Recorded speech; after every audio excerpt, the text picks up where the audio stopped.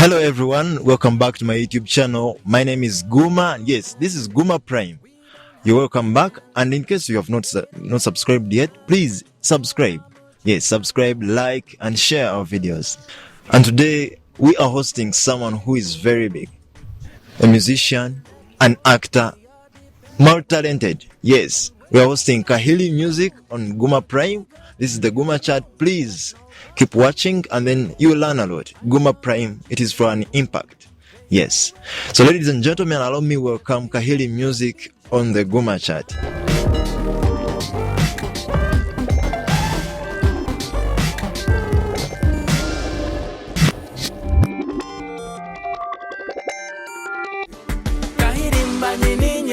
Quality eswakaza hati nzitire mundingiti oyange bali oyange bakenethi naba amani okunde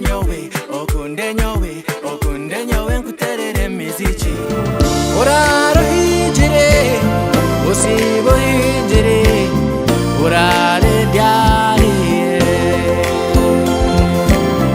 uraro hijire usibo hijire urare byari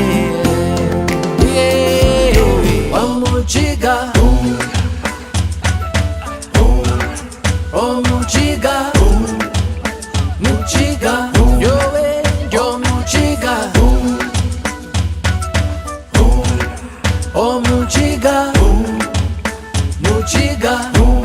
so let your yes be yes. Uncle Kahiri, you're most welcome.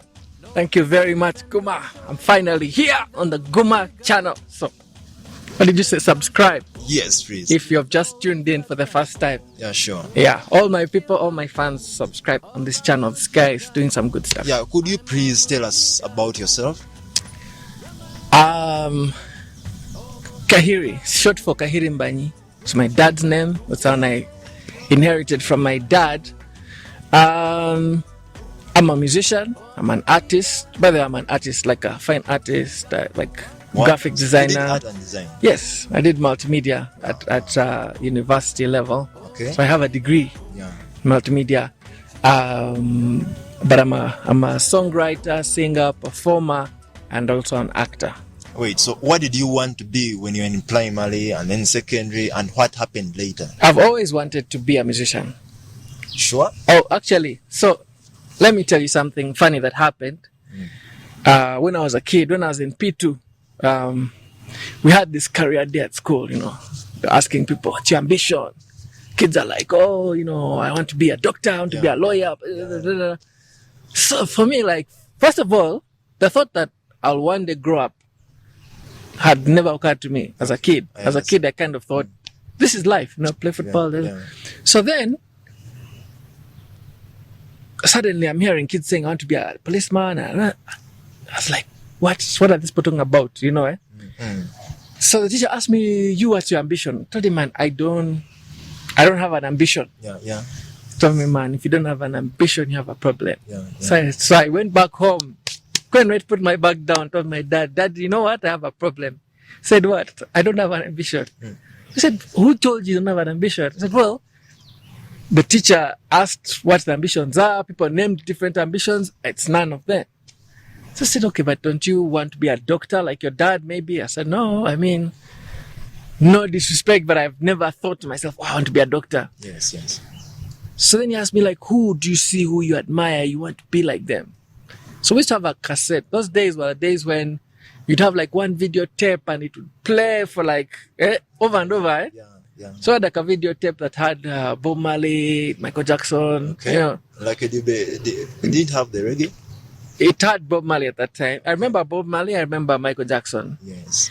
So I'm telling my dad, that guy with the dreadlocks who sings. I really wish to be like that guy. So he said, so do you think you'd want to be a musician? I said, yes. So my dad told me, you know what? It doesn't matter what you do. It matters how you do it. Like, you want to be a musician, I'm fine with you being a musician. What I'm not fine with is for you to be a mediocre musician. Mediocre anything. He told me, so you go to school, you study. It's just a step to where you're going. It doesn't mean if you study sciences, you're going to be a doctor. No. True. You know, and I think those are some of the most profound things my dad said to me at that time. I think you're lucky because most of the parents currently, like, no parent really supports their child to do music, to go for music where their passion is. I mean, Like, some parents are like, you have to study and maybe you become that professional. Yeah. Maybe a doctor or a teacher or an engineer or anything else, but not music. It's true. Back in the day, especially, parents were like, study, get a degree. Either you are a doctor or you are an engineer. Yes. Like those are the marketable things right then. So the main thing was study. Music was a distraction. True. So I agree with you in that sense. Yeah, sure. But I think my dad was eccentric. He was a bit different in the way he used to think about things, and for him, actually, he used to tell me, Joe, I'm tone deaf. I can't tell if you're playing good music, if you're not, if you're singing off the key. So whenever his friends would come, he would call me and tell, Joe, come, sing for these people. Yeah. So then, as I'm singing, he's just watching them, like, is this guy making sense? Yeah. So of course people would be entertained. Okay. Actually, I have a very funny story about that. Okay, please tell us the story. So I had this friend, Hillary. So Hillary used to play Nanga. He's the one who taught me actually my first Nanga tunes. Is he still alive? He's still alive. Hillary Biakwaga, actually. So we are still friends. He was even at the premiere of my movie. So Hillary had these songs that he used to play on Nanga, but they were like PG.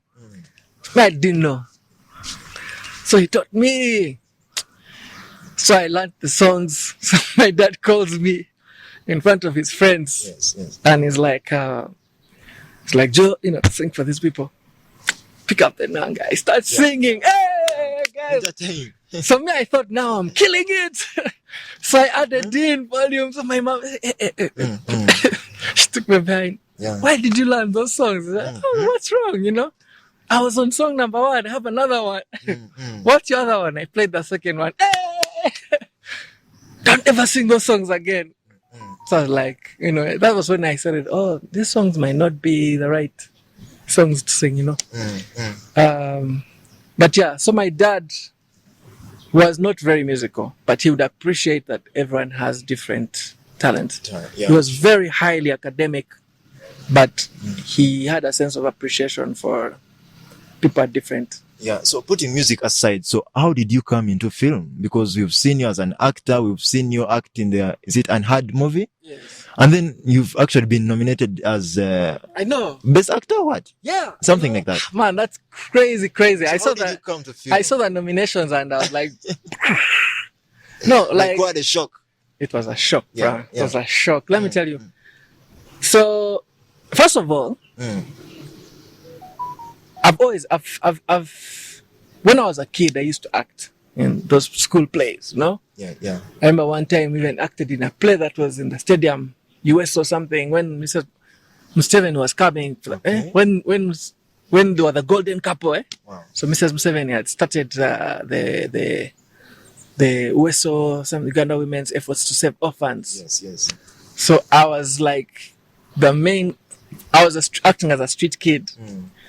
Even my parents looked at me and they were like, "Shock man, I told me." So like, I'd always sort of been involved with very artsy things. I love telling stories, and I feel that Africans need to tell their story from their perspective, using the norms and things that we understand, and also, we can complain, why is Denzel Washington acting as Nelson Mandela? Yes.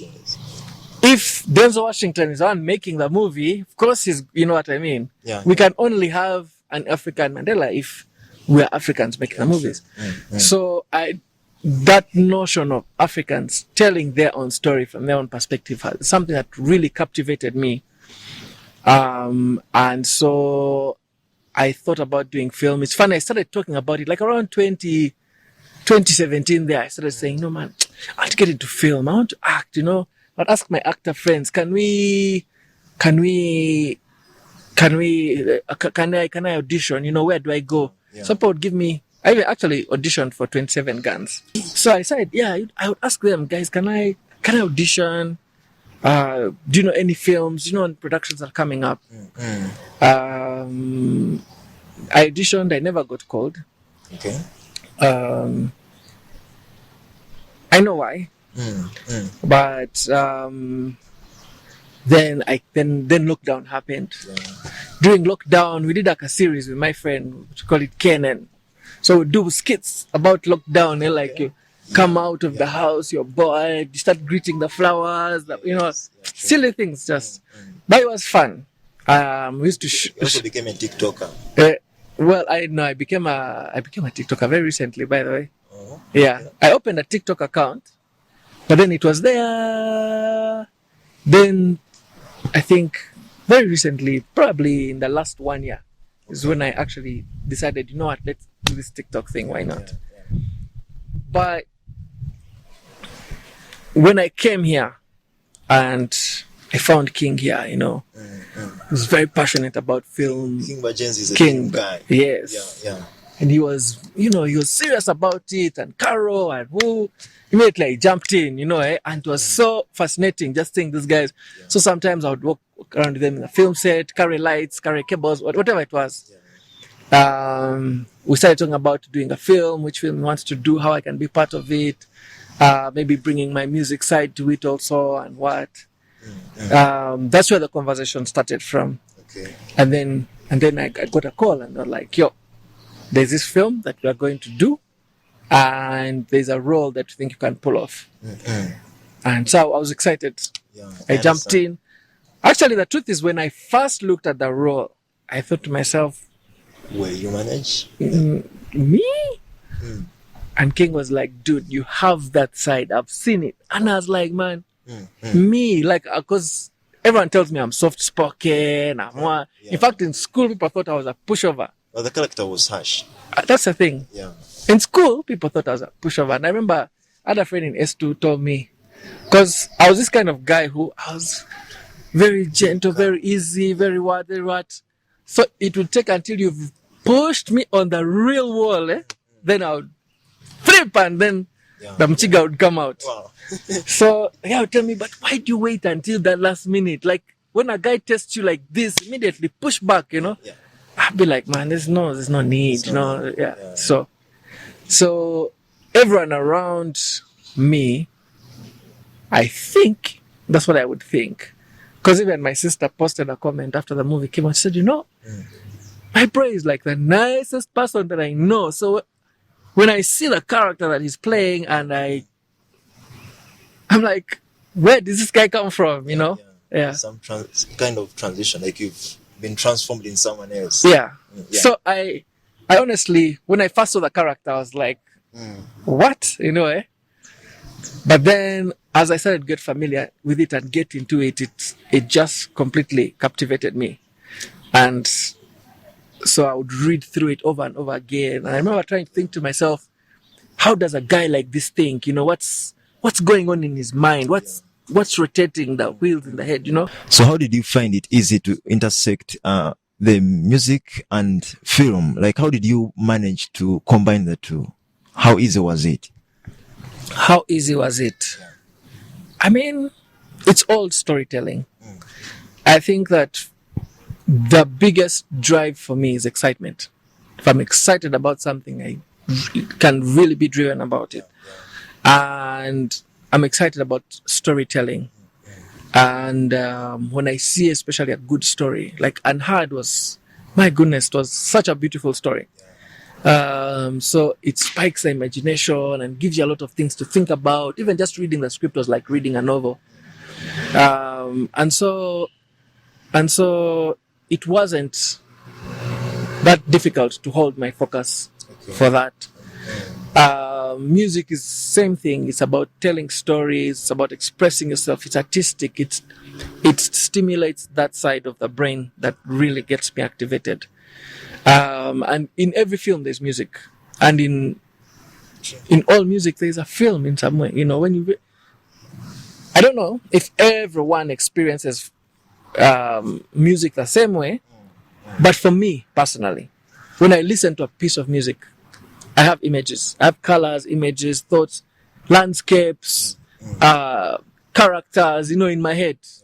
So like sometimes I'll hear something and, all of a sudden I feel like things are in slow motion. Dun, dun, dun, dun, dun, dun. I feel like suddenly things are moving in slow motion, bad guy, whatever, Sometimes you have music and it's like, oh, hills, lakes, oceans, waves, clouds. I don't know. Sometimes I even hear music and I just colors, orange, blue, white. Like it's like everything is artistic. Yes. So it's not difficult for me to make that connection. Wow. I think the challenge that I've always faced is art is expensive to make. True. Because if you're going to, for example, what you're doing right now, the camera you're using is expensive. The cameraman you're using is expensive. The microphone, as the higher your ambition, the more expensive it is to pull out. True. How to make that payback, apart from exposure and passion, is a difficult thing. Yeah. So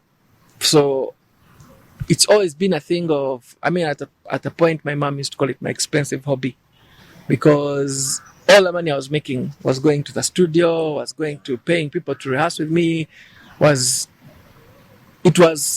what I spent my money on all the time, was just trying to see the next step in my music.